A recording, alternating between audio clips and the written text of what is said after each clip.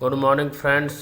हम पॉलिटी के अंतर्गत अधिकारों को पढ़ रहे हैं। इस वीडियो में हम भारत के संविधान के भाग 3 के अंतर्गत जो मूल अधिकार दिए गए उनमें स्वतंत्रता के अधिकार का अध्ययन करेंगे। स्वतंत्रता के अधिकार का जिक्र आर्टिकल 19 से लेकर के आर्टिकल 22 तक है। आर्टिकल 19 में भारत के सभी नागरिकों को वाक्य एवं अभिव्यक्ति की स्वतंत्रता का अधिकार दिया गया है।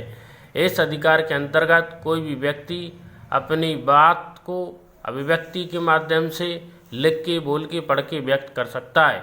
ये बात आर्टिकल 19A में बात कही गई है, यानी ए नंबर में भी बात कही गई, काम में कही गई है। में शांतिपूर्वक और निरायुध सम्मेलन करने का अधिकार भारत के सभी नागरिकों को बिना हथियारों के, बिना आयुध के, बिना शस्त्र के भारत के राज्य क्षेत्र के अंदर कहीं भी शांतिपूर्वक सम्मेलन, सभा करने का अधिकार है। इसके अलावा गांव में संगम या संघ बनाने की स्वतंत्रता, यानी सहकारी सोसाइटी बनाने की आपको स्वतंत्रता है। जैसे आनंद मिल्क डेयरी लिमिटेड, अमूल, जैसे कि सांची का मिल्क, ये है सहकारी संघ। और सहकारी सोसाइटी भी आप बना सकते हो जो मिलकर काम करती हैं, जिनमें कुछ लोग जो एक ही जैसे हित रखते हैं वो मिलकर के कार्य कर सकते हैं। भारत के राज्य क्षेत्र में सर्वत्र आवाज संचरण की स्वतंत्रता ये गांव में है, यानी आप भारत के राज्य क्षेत्र के अंदर कहीं भी घूम सकते हैं, भ्रमण कर सकते हैं, बिना रोक टोक के आप पर कोई भी रोक टोक नहीं लगाएगा। ये भारत में सर्वत्र, यानी कश्मीर से लेकर कन्याकुमारी तक और गुजरात से लेकर अरुणाचल प्रदेश तक आप कहीं भी भारत के राज्य क्षेत्र में बिना रोक टोक के अबाध रूप से घूम सकते हैं। अगला है ऋणा नंबर का, भारत के राज्य क्षेत्र में किसी भाग में निवास करने या बसने का अधिकार।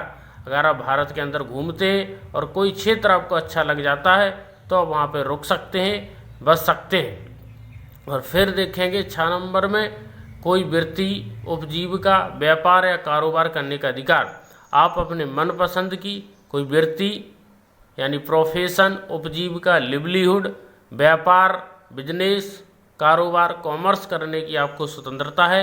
आप अपना जीवन जीने के लिए, जीवन बेहतर करने के लिए जो कारोबार करना चाहें, आर्टिकल 19 का आपका जो सब क्लॉज 6 है वो आपको ये अधिकार देता है। लेकिन आपको ये बात याद रखनी है कि जब कोई अधिकार आते हैं तो उसके साथ कुछ रिस्ट्रिक्शंस भी आती हैं।